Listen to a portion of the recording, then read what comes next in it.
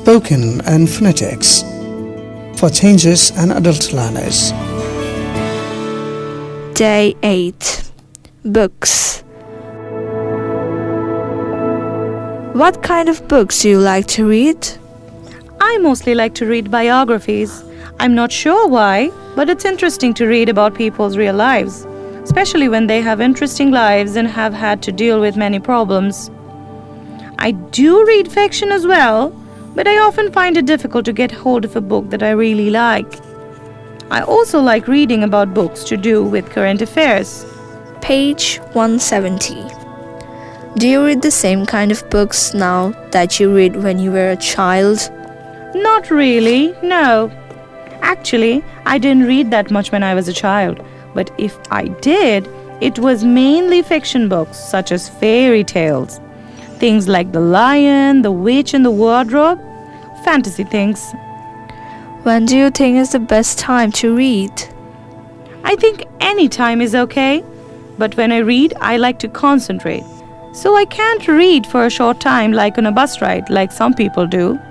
I like to put time aside to enjoy it. So if I have some free time at the weekend, I might read for a few hours. And I nearly always read before I go to bed. This really helps me to go to sleep. Art galleries. Are there many art galleries where you live? No, not that I know of. I live in a small town, so I don't think there are any. Though, we have a few museums and other cultural institutions. In our capital city, there are quite a few art galleries, however. Did you like to go to art galleries when you were a child? I've never been that interested in art, to be honest. So, not really. We were taken to one as a part of a trip when I was at school. It has a lot of paintings from famous artists from our country. It was quite interesting to see, I guess, but I've not been to any since. Should people have to pay to go to art galleries? I think it depends, really. If possible, they should be free, because if people do have to pay, they are less likely to go and see it. But on the other hand, these things cost money, so a small fee may be necessary if it can keep the art gallery going and keep it open.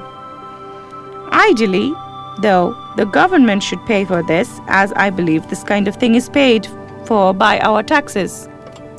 Swimming. Can you swim? Yes, I can. I learned at school when I was about 7 years old. Swimming lessons were compulsory at our school, like most schools, I think. Are there many places to swim near you? Yes, there are a few public swimming pools. There is the main indoor one at a big sports complex in the center of the town. There are also a couple of outdoor ones, but you can only use them in summer, as they would be too cold in winter. One is a big one in a park, the other is a smaller one. Do you think everyone should learn to swim? Of course, I think it's very important. Firstly, you spend most of your life on holiday by water. For example, when you go to the beach on holiday, so you won't be able to enjoy yourself with your friends if you can't swim. Also, for safety reasons is very important. You often hear about sad accidents involving young children, so it's very important.